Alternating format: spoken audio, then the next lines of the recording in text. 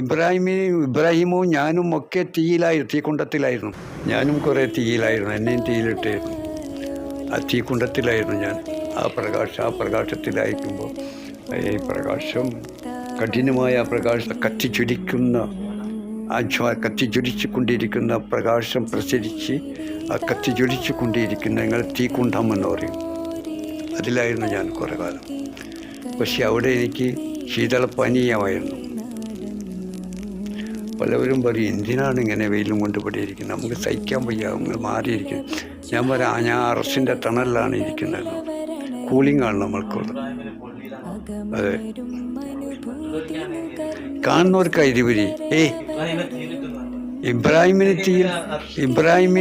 ഇബ്രാഹിമും ഞാനും ഒക്കെ തീക്കുണ്ടത്തിലായിരുന്നു. അത് അർശ് കുർസാണ്.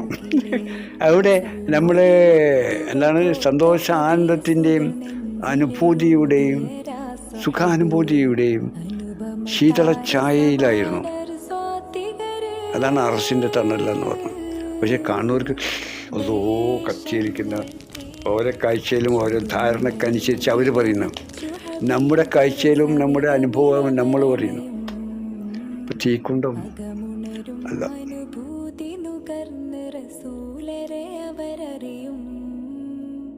സത്യവിളക്ക് മരത്തണലോരം സുഫയൊരുക്കിയ വെൺമുകിലേ, സൽമൊഴി മുത്തുകൾ കോർത്ത ഹദീസുകൾ നെഞ്ചിലെഴുതിയ രാസഹബ്, അനുപമ താരസമാനർ സ്വാതികരേ,